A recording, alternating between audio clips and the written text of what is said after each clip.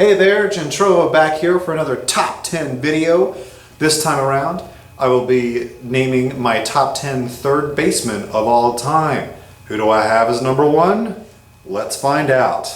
Coming in at number 10 is a person that led the league in home runs 4 years in a row. However, he did it in the dead ball era, and he earned his name, Home Run Baker, by hitting a home run in the World Series. I think 2 home runs in the World Series to help his team win the game, that time the Philadelphia Athletics.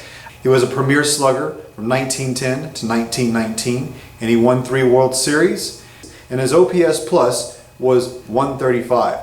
That's my number 10, Home Run Baker. My number 9 guy, probably one of the best gloves at third base in the history of the game. He won several Gold Gloves. That's 7 to be exact. He did win a World Series in 2006. My number 9 is Scott Rowland from the Philadelphia Phillies, the Cincinnati Reds, the St. Louis Cardinals, the Toronto Blue Jays. He had a D-WAR of 20.6. He was a 7-time All-Star, and he's one of those quintessential guys when you think of a well-rounded third baseman, a superstar third baseman of the 21st century. Scott Rowland comes to my mind. So he's my number 9 of third baseman of all time. Coming in at my number 8, I consider him to be the best third baseman of the 1960s, former Chicago Cub, Ron Santo. Ron Santo had over 300 homers, he had an OPS plus of 125. He was an all-star 9 times, he had 5 Gold Gloves. Ron Santo, I think, is actually one of those guys that is a little bit underrated. But if you go back for careers, his career is one of sheer consistency. And so that's why I rank him in my top 10. For me, number 8, Ron Santo. Coming in at number 7 for me is a ball player that is playing today. He is on the Texas Rangers. His name is Adrian Beltre. He just needs a few more hits to get to 3,000, and this guy is sneakily good. So I didn't even put him on my radar until a couple years ago when you saw how long he's played and how enduring he has been. Adrian Beltre is one of the best third basemen that is in the existence of baseball, and it's insane how this guy, for basically probably the first half, maybe first 2/3 of his career, he wasn't really viewed as one of the greatest third basemen of all time. But I think when you're talking about top 10, 20 third sackers, Adrian Beltre needs to be put in on that last list. For me, he's number 7, Adrian Beltre. 6 for me is a switch hitter, all time. One of the greatest Atlanta Braves to ever play the game. My number 6 is Chipper Jones. Now, offensively, one of the best on this list. Now, defensively, he did spend some time in left field, not a whole lot, but defensively, probably one of the weaker entries on the list, but his offense shoots him above all. He's been an MVP, he won a World Series, 8 All-Star appearances, 468 home runs, an 85 WAR. Chipper Jones is probably going to be a first ballot Hall of Famer. He should be anyway, you voters out there. He should be a first ballot Hall of Famer. So he's my number 6, Chipper Jones. Okay, I'm going to kind of do my numbers 5 and 4 together because I actually consider it a tie. And I know that's kind of cheating, and I get that. But I'm going to say Wade Boggs and George Brett are tied for 5th. So I'm going to use that as my 4th and 5th spot. Now, they were both the best third basemen of the 1980s. Wade Boggs was the single slap get on base guy. He did actually win a couple Gold Gloves. He was a 12-time consecutive All-Star.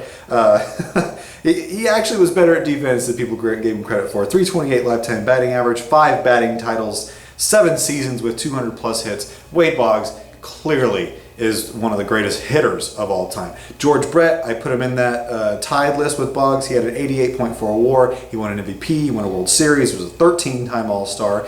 He also won batting titles in 3 different decades, the 70s, the 80s, and the 90s. So I think both of those guys are on par with each other. They played in the same era.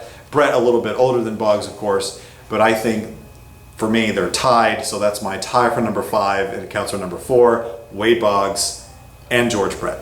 Coming in at number 3 is a former Milwaukee Brave. His name is Eddie Matthews, a member of the 500 Home Run Club, a great defender, was a great teammate with Hank Aaron.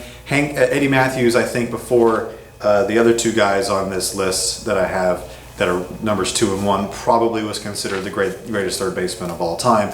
before the other two guys. For me, he's an quintessential piece of this list. You got to put him in the top 5. Eddie Matthews, for me, number 3 on the third baseman. Coming in at number 2, this was a tough decision for me. I wanted to put him at number 1 because when you think of third base, you want to think of like the greatest defensive person out there. However, his offense wasn't so great, so I think you can tell by now my number 2 is Brooks Robinson. Brooks Robinson, aside from Ozzie Smith, is probably hands down the greatest defender in the infield to ever play the game.